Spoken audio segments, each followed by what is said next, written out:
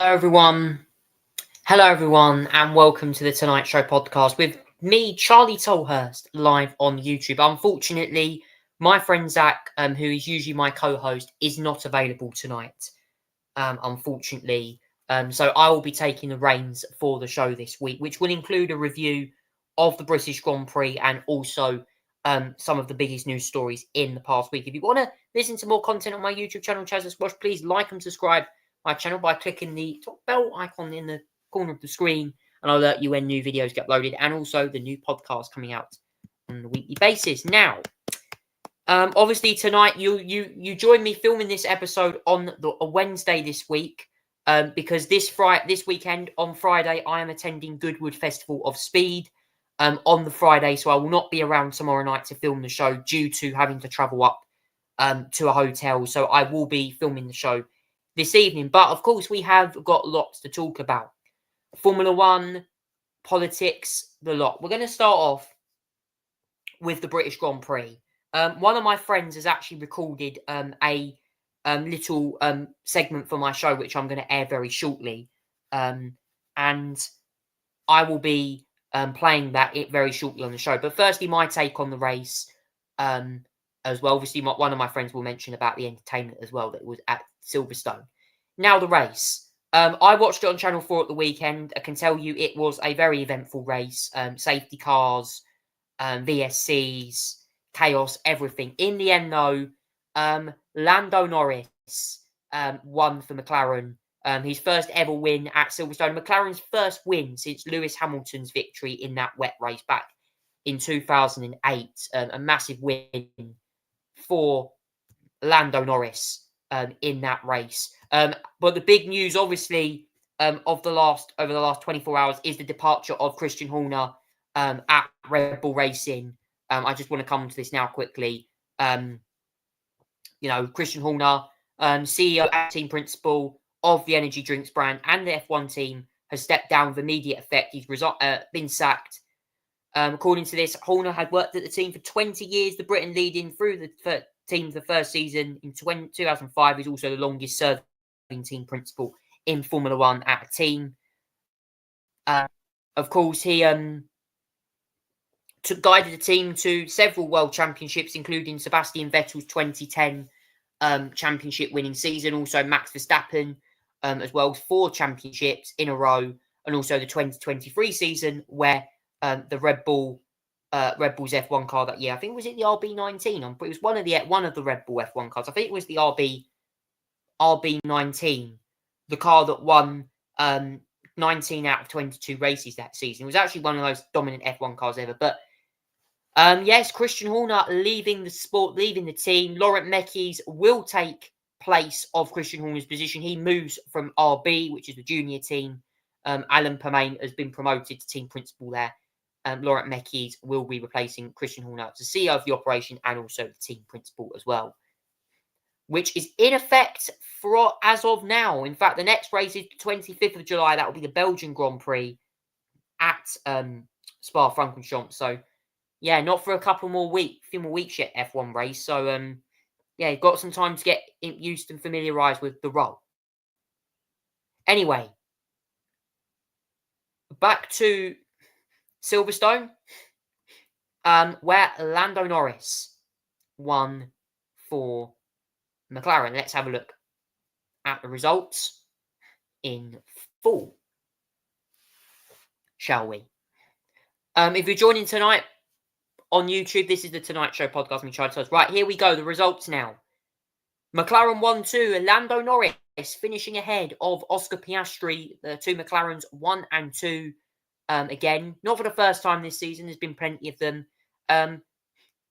Obviously Oscar Piastri did get a penalty for apparently claiming that they were according to what the stewards were saying, apparently claimed that he was driving an erratic manner behind the safety car during that restart. I questioned the 10 seconds there. It was a bit harsh, I thought, the penalty, even though Max Verstappen did spin off after the restart there. Finished, mind you, Verstappen recovered to 5th, despite running a lower downfall setup on that Red Bull. Just compromised him in the race, particularly in the rain. They just had no grip, didn't he, Max? Really struggled.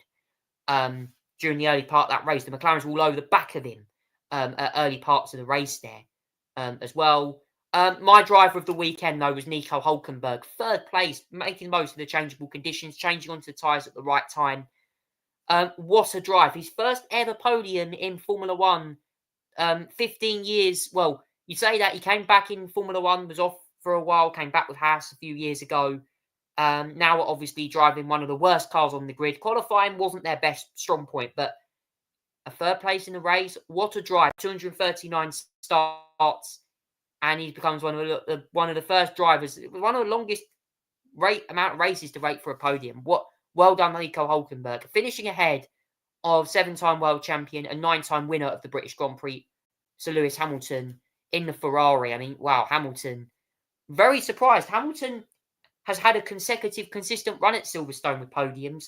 Unfortunately, didn't get it last weekend, as I said, but Max Verstappen finishing 5th. Pierre Gasly with a 6th place. A great result for Gasly, actually, because Alpine have been really bad this season. So a huge haul of points for them. Then we go to Lance Stroll, who finished 7th. Again, actually done pretty well, made the most of the conditions. I was running 3rd at one point, but just, car unfortunately not giving him the pace he wanted and finished down in 7th.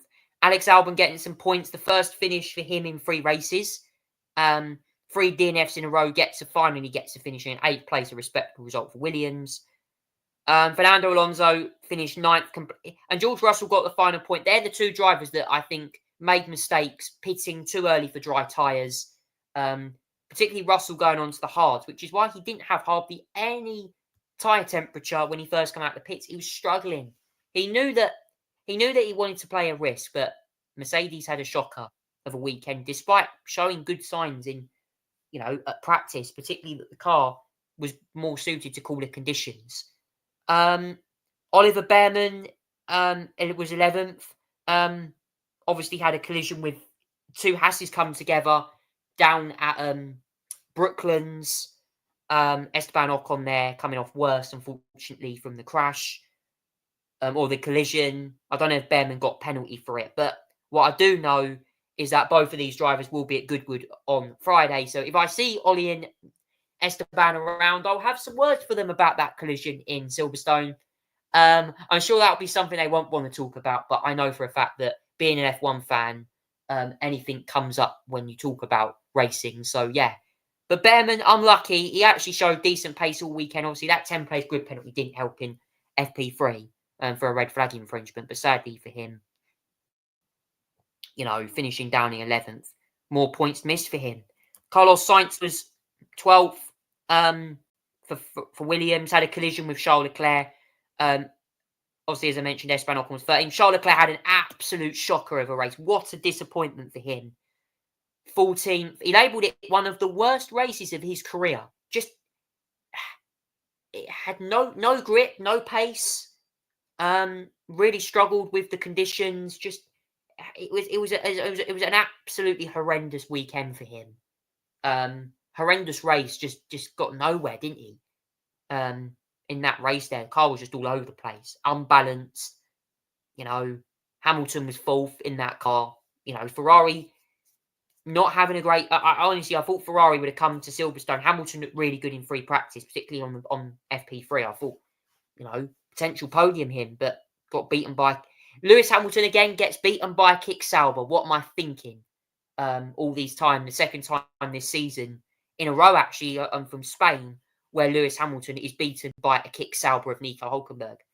God, is the green wheelie been faster than a Ferrari? Wow, that's all I'm going to say. Sorry to one of my friends who might be watching this. I know she's a Ferrari fan. And Antonelli, Tsunoda, 15th, got a penalty for colliding with Bearman. Ollie Bearman getting caught up again. Tsunoda's collision. Yeah, I don't know what to say on that one. Tsunoda's not having a great seat. A Red Bull second seat is just, after the team principal changes and stuff, more problems at Red Bull. Retirements from the race. Andrea Kimi Antonelli collided with, or got ran into the back by Isaac Hadjar. Both had damage. Bortoleto hit the wall on lap 3 after going off the track. Liam Lawson was involved, I think, with Esteban. A couple of drivers are involved in a first lap collision down Aintree. And Franco Colapinto didn't even start the race. You know, apparently having issues with the Alpine. The car was apparently having lots of issues. I think he crash? I know he crashed in qualifying. I think he might have crashed in the race or had a mechanical issue. But yeah, Colapinto seats up for grabs. But it means now there's 15 points in the World Championship between Norris and... actually, no, I think there's 8 points in the World Championship now. Less than actually between Norris and Piastri, and Verstappen is some 69 points behind going into the next race in Belgium. So that is all my things from the F1. My friend Lewis has recorded this little thing that I'm going to play for you on the podcast now. So I hope you enjoy this, guys. Obviously, this goes into more detail about an experience of a fan's experience at a weekend at Silverstone. Have a listen to this video, guys, to get an idea of what you feel when at the British Grand Prix and what you could expect from a race. Have a listen to this. Hey guys, it's Lewis here. First of all, I'd like to give a massive shout out to Charlie for including my segment on his podcast with Zach, and I'm going to try my best and give a quick summary of Silverstone 2025. Let's do this. First things first, I'd like to talk about the atmosphere. I'd say there was a lot more atmosphere this year at the British Grand Prix than there was last season at West Ham's London Stadium. Incredible. There was also a lot more Lando Norris fans this year than there were Lewis Hamilton fans, a lot more McLaren fans than there were Ferrari fans.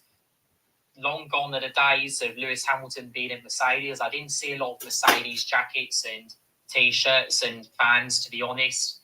And also, on the way back from Northampton, Zach was talking to me about the attendance for the British Grand Prix, and it's the highest ever yet, with a whopping 160,000 Formula One fans attending the British Grand Prix this year, which is just amazing. It's a new record. I'd like to talk about the artists at the British Grand Prix on the main stage. Unfortunately, I can't talk about Sam Fender because me and Zach was not at Silverstone on Thursday. We arrived at the campsite on that day, but we was not actually in the circuit, so we can't talk about Sam Fender. I really enjoyed the performance of Ray, and also alongside Ray was Jade from Little Mix. Of course, Little Mix went on a hiatus about 3 years ago to focus on their solo projects. I felt a little bit sorry for Jade because she's an incredible artist, an incredible singer, but there just seems to be a bit of a disconnection between the crowd and obviously Jade on stage. Ray is also a massive F1 fan. She's also a big Lewis Hamilton Ferrari fan. And I feel like she had more of a connection with the crowd than what Jade did on Friday night. And Ray also got a little bit emotional on the stage, shed a couple tears. But she got through it in the end, and I thought it was a very good performance. And I loved the visuals on the set as well on the stage.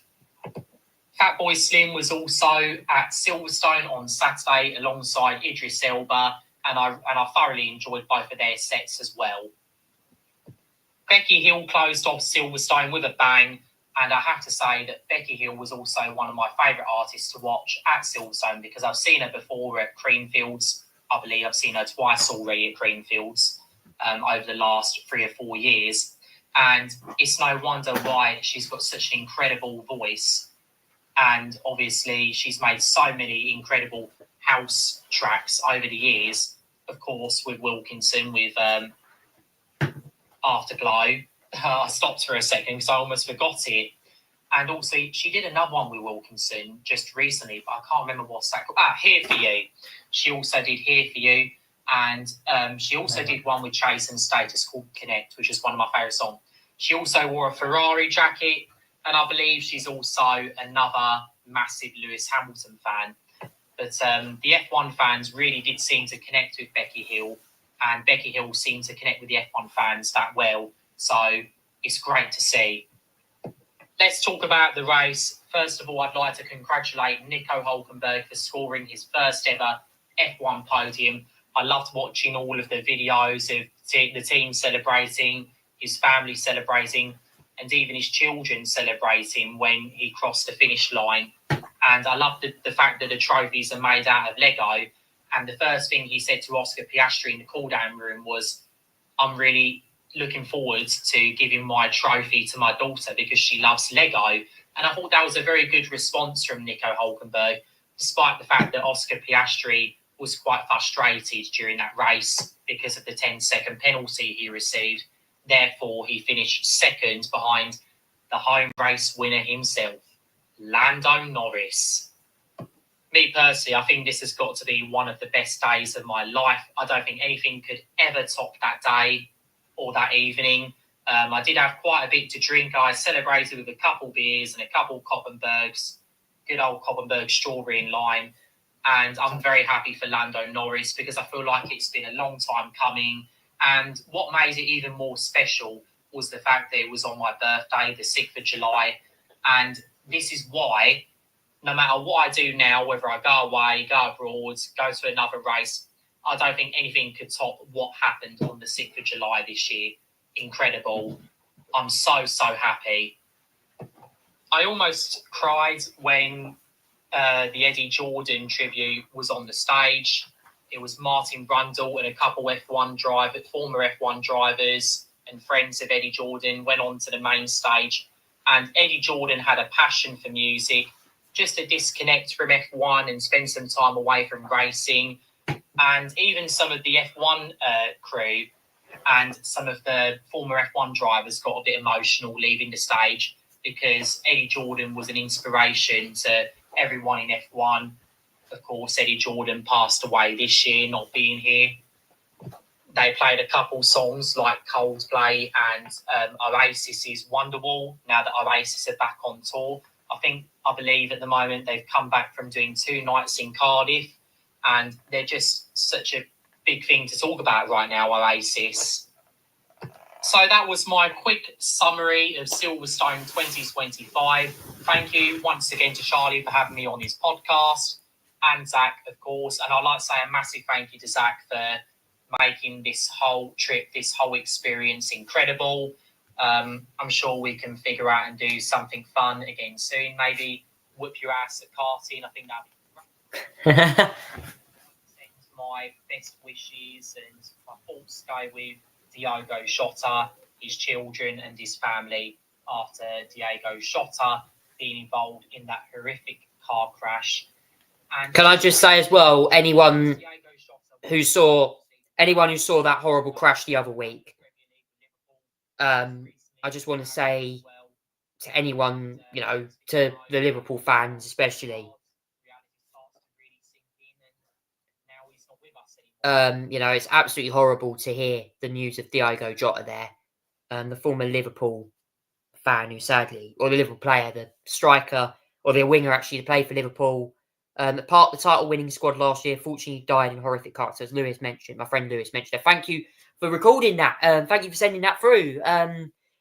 Great to listen to your experience. Of course, it's great. Obviously, I think we worked together as well. Like me and Lewis have been go-karting as well. Trust me, he's getting better than me. I've not raced for ages, trust me. And I'm sure he'd whip my ass at go-karting. Trust me, go-karting is a sport where certainly you can whip your ass around the track and you can certainly race around the track and enjoy it. And, whether you're best of the rest, or whether you're on the top of that podium, or whether you're just a slow coach getting lapped or something, that is the experience of racing on go-karting is fun, it is a fun sport. But as Lewis said there, obviously, his experience, I'm glad he really enjoyed the event. It being there as well at Silverstone for an F1 weekend is always an important thing. We had not just my friend Lewis was there, Izzy Hammond was there, obviously Richard Hammond's daughter. She was doing some stuff with some fans. She was also there watching the race as well. Obviously part of the Drive Tribe team. If you're watching tonight, Izzy, I'm sure you'll be. I hope you enjoy the weekend as well. I'm actually going to Santapod on Saturday to confirm, you guys. I'm actually going to a drag racing event called Mustang National. So I think the smallest cog are actually going to be there from what I've seen. They're actually displaying some Mustangs, by the way, including Richard Hammond's car from the Grand Tour, the Capri that he drove. You might remember that famous exhaust falling off. It was a handful, trust me, that Capri. But yeah, obviously she was there. I think as well there was Gordon Ramsay was in attendance. There were several celebs who were in attendance at the British Grand Prix at the weekend as well. Gordon Ramsay, Jeremy Clarkson as well. Jeremy Clarkson made an appearance. Was he giving out Hawkston to his the Alpine garage? I don't know. But, you know, and also as well, I just want to say a big thank you to all of the musical artists that were there at Silverstone at the weekend. I mean, I didn't go. I'm going to a British Touring Car meeting in September there.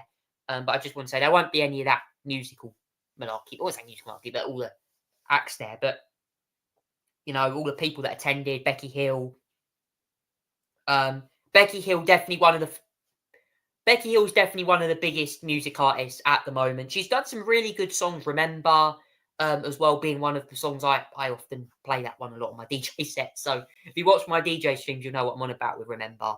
That song always gets played. I always like to drop that one and a few other of her tracks as well. But as I said, Fatboy Slim was there, Ray, you know, some great artists as well, Jay. There's so many artists that came, and the concert looked really cool. And even, you know, Sam Fender on the Thursday night as well, looking obviously like, you know, all the acts that attended the race. In general, just anyone who attended the Lando stand as well at Stowe Corner. I got all the Lando stand. I saw scenes of people queuing up for like 2 or 3 hours to go and meet Lando and go to the stand, go get the merch. It was insane. The queues were massive for the Lando stand on Thursday. People trying to go there and get their Lando merch and meet Lando Norris. The queues were massive for Lando Norris's the Lando shop and the Lando stand. But, you know, thank you to my friend Lewis for sending that in there. Very much appreciated. As well. So obviously, if you guys watched the British Grand Prix, thank you, calls to anyone who was there. I hope you enjoyed the race. I unfortunately joined it from Channel 4. And like I said, paying £7 for a Fanta, it is very expensive. Trust me, £7 for a Fanta or, you know, anything for like 12 quid for a burger. It's very expensive. Just be aware, plan ahead before you travel. Particularly if you're going to be spending a lot of money because these events aren't cheap. Anyway, that's the Formula One. Also, said Christian Horner's left Red Bull as well. Laurent Mekies will become the team principal of Red Bull Racing and the CEO with immediate effect. So I thought I might cover that news, and obviously to all the F1 fans who watched that part now as well. Next race is at Spa towards the end of the month. Moving on now from the F1, I'm going to do IndyCar quickly, which was at Mid-Ohio, and this race was won by Scott Dixon. Alex Palou had a chance to win, but made a couple of rare errors towards the end of the race, which surprised me actually because Dixon took the win. First win of the season in terms of the race. It was the first winner other than Alex Palou or Carl Kirkwood to win a race. Says you something. Them two have been winning a lot of races this year. Long Beach and Carl Kirkwood. Palou obviously winning a lot of races. Both teammates, by the way, at Chip Ganassi Racing. Christian Lundgaard was third. Colton Herta fourth.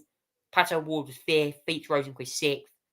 Marcus Armstrong seventh. So Pato O'Ward the highest of the Arrow. Actually, Christian Lundgaard the highest of the Arrow McLarens. Dalcoin Racing. Rinus VeeKay getting an 8th place in the Dalcoin Racing car. I heard that car's one of really struggling at the moment. Rinus VeeKay was 9th, sorry. Carl Kirk was 7th. Kiffin Simpson was 10th, and then Mechanical Joseph Newgarden having yet more bad luck again. Mechanical, Will Power and Mechanical, Christian Rasmussen retired in that race there. As well, the next race for the IndyCar season is going to be at Iowa for... which actually this weekend, believe it or not. I think it's a doubleheader at Iowa. So yeah, Will Power and Scott McLaughlin both reigning winners. And in the NASCAR Cup Series, meanwhile, Shane Van Gisbergen taking yet another. I think it's his third win of the season or something. It was second win of the year. He won it on a road course. They were at Chicago. This race was chaotic. So many big moments in this race, particularly with drivers, you know, fighting for positions. As well, finished ahead of Ty Gibbs, who put on a very impressive display, I have to say, in that number 54 Toyota. But the number 88 Trackhouse Racing Chevrolet Camaro of Shane Van Gisbergen taking a win ahead of Gibbs, Reddick, Denny Hamlin 4th, Kyle Busch 5th, Jarman Digger 6th, at one point challenging Shane Van Gisbergen in certain parts of the race. Ryan Preece was 7th, Alex Bowman 8th, Austin Hill 9th, Ross Chastain was 10th. Several drivers DNF'd. Dillon, Gillen, Byron, Kozlowski, Hokarva, all involved in collisions and pile-ups. I think it was Daniel Suarez as well. Bubba Wallace, 28th. He was caught up in an incident as well. Cody Ware. It was a chaotic race for that. It was the Grand Part 165. The next race is at Sonoma, 13th of July. Another road course. I mean, this is going to be interesting. Another road course at Sonoma. And then we're at the next oval is Dover on the 20th. So next weekend, yet another road course for NASCAR Cup Series action. It's going to be eventful, trust me, guys, for that one. That's all of your latest motorsport news done for this week. Moving on, and also as well, quickly, I've got an update from the England women's match. The Lionesses played tonight against Holland, and they won 4-0 with Lauren James scoring twice. Well done to Lauren James as well. In Wimbledon, Callum Norrie is sadly out of Wimbledon after losing against Carlos Alcaraz. As well, Novak Djokovic is through to the semi-finals after a 7-6 on tie-break, 8-6, 6-2, or 6-7, 5-7-5, 6-4. He won against F. Kolobili, and Yannick Sinner is also through as well. Tyler Fritz also went through as well. That was in the men's and the women's. Anna Riva and Benkovic, the number 7 seed, went out, and the Polish woman, Anna Siwic, also went through as well. And Sabalenka also went through as well, and Asamoah. In the ladies. So that's the news there from Wimbledon, and the football. See, England won 4-0. We played Wales, I think, at the weekend. So hopefully a win for that should secure us qualification for the next round of the Euros. And also, Saturday night main event takes place for WWE this weekend on the bill. Randy Orton versus Drew McIntyre. That was a match that was announced at Raw, I think, the other week. And also as well, SmackDown was announced at a WWE event. And also as well, the big match, Gunther versus Goldberg. Can Goldberg go the rest of his career without being unbeaten? Or is Gunther going to come out and destroy Bill Goldberg this weekend? Also as well, we have an AEW event as well. I think Jon Moxley's taking on Adam Page in that one, I believe. I think that's for a championship match in All Elite Wrestling. So, big wrestling event. Obviously, wrestling news this weekend as well. Moving on now, though, to the main news from the past week in politics now. Now, this is interesting. Reform UK. I want to talk about this. So, if you've not seen in the news recently, James McMurdoch, the MP for South Basildon in East Thurrock, is no longer a Reform MP. He's now an independent. He removed the whip from himself the other day.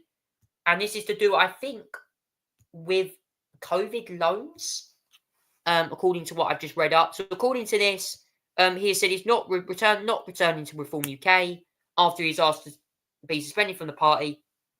Following questions about the loans took under a COVID support scheme. The claims were published to the Sunday Times relate to loans McMurdoch took around £70,000 via 2 companies and whether firms were eligible. The Essex MP said, responding to the investigation, all his business dealings were compliant with the rules, added that he asked to be suspended as a precautionary matter. On his social media post, McMurdoch claimed that it allowed to focus on 100% in the interest of my constituents. So he was elected in July 2014 to the South Basildon East Thurrock seat, the general election, won by beating Labour by 98 votes. His decision comes after the second of 5 Reform MPs elected quit the party. Obviously, March, Rupert Lowe was suspended by the party over apparently being reported to the police. Over, I don't know what it was to do with, something crazy.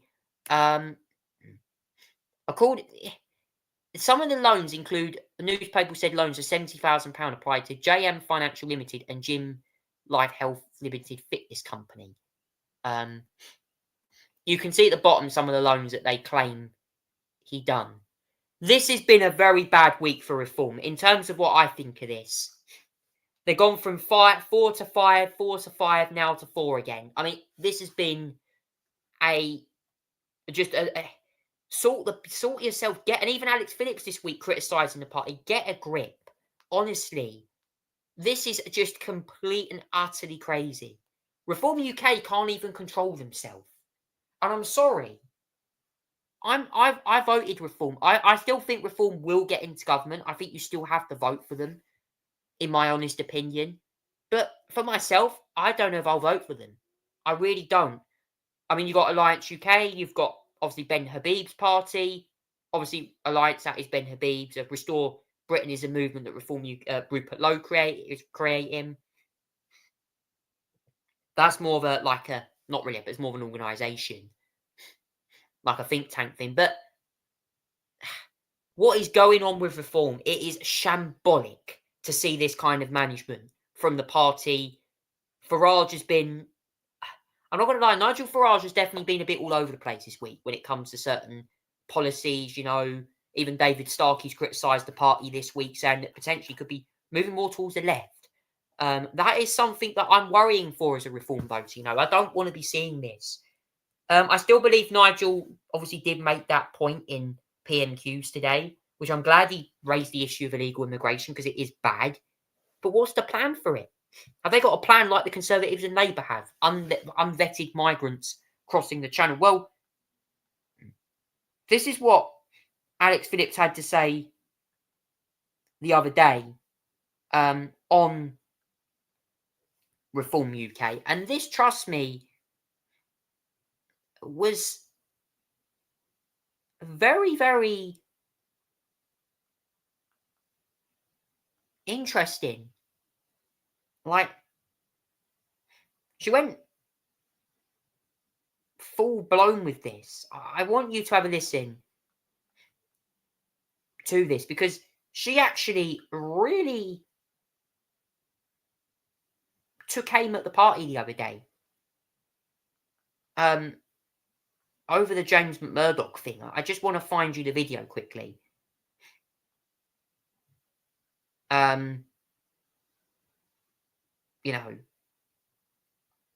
If I can get it up. So here we go, guys. I'm going to get it up for you.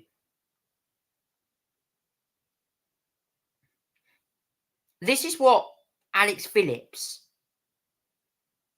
had to say the other day about James McMurdoch. And I want you to listen to this, guys, because this is actually very, very important, I think. This is what she had to say during the thing. Have a listen to this. Click the subscribe button now. First of all, there were 5, then there were 4, then there was 5 again, and now there's 4 again. We're talking about Reform and its cohort of MPs on the green benches because Rupert Lowe went, Sarah Poaching came in, but now James McMurdoch is the latest person to resign the whip from the party voluntarily, apparently. Now, this comes down to an investigation by a journalist where apparently he was speaking off the record with a journalist who'd been digging around into businesses he set up during the pandemic that claimed certain loans, and apparently, people are questioning why were these loans claimed and the businesses seemed brand new. What was going on? He says that actually all of this was above board. It's all fine, but while it's being investigated and before he can clear his name, he's going to resign the whip. Now, when I heard this yesterday, when I heard that McMurdoch had gone, I was like, oh God, what now? And I'm like, what is wrong with Reform? That this, frankly, first of all, have a press office where you tell your MPs, you don't go having long-winded conversation with journalists that are off the record, okay? Get a grip. If you're going to be a professional party, get a grip of your press office. And secondly, you don't resign the whip for this. You just say, I've done nothing wrong. The party's going to stand by me if you haven't done anything wrong. It's basically a non-story that they've now turned into front-page headlines. It's almost like they want to harm themselves. It is balmy. So I've spent the weekend fielding calls. Wow. I reckon she's turning on the party for this. This is just bad. It's very bad leadership. I don't know what to say. Is this another one thrown under the bus like Rupert Lowe? Comment down below what you think about it. You know, it's been big news. This news comes as Sir Keir Starmer has had another bad week as Prime Minister. Obviously had Emmanuel Macron visit the other day about illegal immigration, despite more migrants crossing the channel every single day and nothing to stop the boats, which is bad, and I'm afraid will get worse as the months go ahead with this lovely 30-degree weather expected this weekend across many parts of the country. So, yeah, another heat wave coming potentially, and more calm seas could allow this to happen. So, anyway, guys, that's the main story from this as well. Also, in some news as well that I just want to go over whilst I'm here. Donald Trump has also announced that he's delaying his tariff policy announcement as well. The American president of the United States, has announced that. I think he's also taxing more countries, from what I understand as well. But yeah, Trump has announced changes to his tariff policy, putting it on hold. Despite that, though, in some more news that's happened in the UK, Jake Berry, who was the ex-Tory chairman, he has actually defected to Reform UK. Now, this news has only just come through, but Jake Berry defects to Reform. This is actually a big win for Reform UK, despite Rupert Lowe's and James Murdoch leaving the party. He's announced his defect right in the sun. So Jake said that old Westminster politics has failed, but there is a better way. He said he was back in Reform UK because always believed in change. We're changing the older in shaking the party system. When it was in working. Early in the week, David joined the former Conservative Welsh Secretary, also joined Nigel Farage's party. That's actually a big win for Reform, having Jake Berry, I think, because he was actually one of the best Tory MPs, I think. And he was the only one that actually had some courage. Whether the party was broken or not, I don't know. But, you know, he's appeared on GB News before. He is actually now moving to Reform. I wonder how that's going to go down with the public. Let me know down in the comments about that as well. So Jake Berry becomes the latest as well. Also, the government have announced a watered-down benefits bill, despite MPs approving the bill, despite a massive Labour rebellion. Now, it claims that universal credit is expected to class as a money bill, which means it could become law after 1 month. Measures to implement include cuts to health-related element of universal credit for some claimants, while ensuring other parts benefit rise. In contrast, universal credit means tested, designed, supporting unemployment, personal independence, like PIP, protect people long-term physical, mental conditions, is not linked to recipients' savings or incomes. Despite 47 Labour MPs voting against the legislation, it was defeated 416 votes to 103 in the final vote. MPs approved the bill by 336 to 242. Pardon me. The changes to universal credit would apply in UK, well, any measure related to it apply in England, Wales and Northern Ireland, despite some Labour MPs rebelling against the Prime Minister's welfare bill. So that really is all of the news this week. I'm going to go also as well in the world of music. We had plenty of reunions. Oasis reunited on Friday at Principality Stadium in Wales for a huge gig, despite ticket prices for that event being so expensive, and many people enjoying the Principality Stadium gig with beer. Plenty of beer being brought into the stadium. Plenty of beer, people waving their phones around. Liam and Noel Gallagher taking to the stage for the first time in 16 years, performing all the classic hits. As well, we had Ollie Murs. And I also have my plank of the week this week. As well, my plank of the week this week goes to the absolute chaos scenes at Chelmsford City Racecourse this week. The nomination goes to the organisers of the Justin Timberlake concert at the Chelmsford City Racecourse. I want to say, guys, what the hell was all this about on the last Friday? I thought this was absolutely unacceptable. Why would you send, okay, all of the events of the Justin Timberlake, all of these fans that attended the Justin Timberlake concert, traffic chaos everywhere. I mean, this is the scene. And even got reported on national news as well, and local news picked this up. Can I just say this was unacceptable? To say the least. According to this report that was issued, cars were stuck parking for exits. The 10-time Grammy winner performed at Chelmsford City Racecourse as part of the Chelmsford City Live event.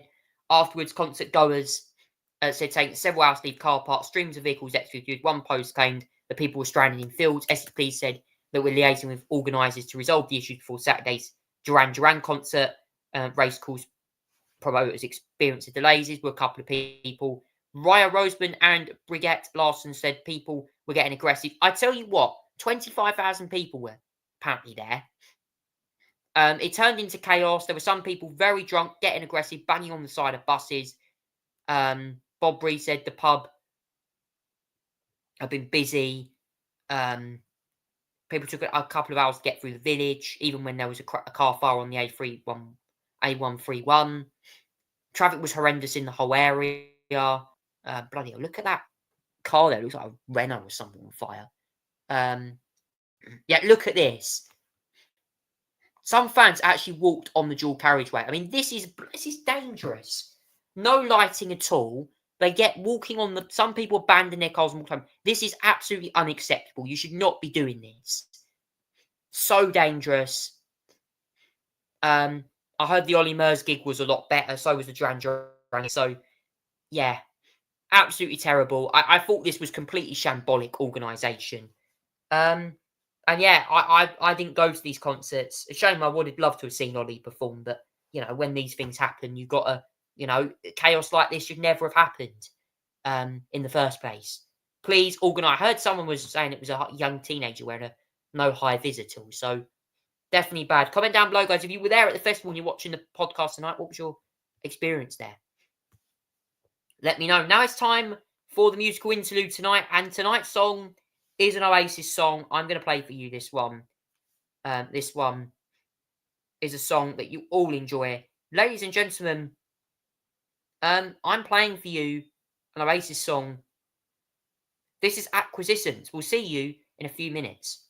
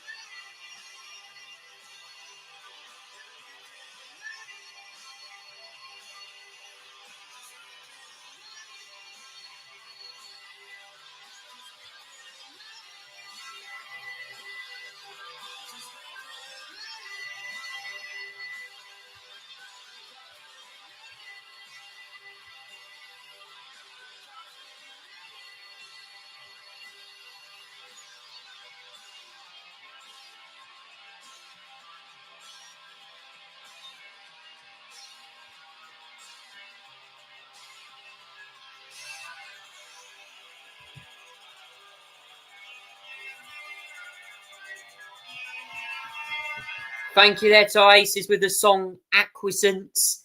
Actually, they performed that song, funny enough, at the Card the Principality Stadium gig. It is a powerful song, isn't it? It's pure rock track, isn't it?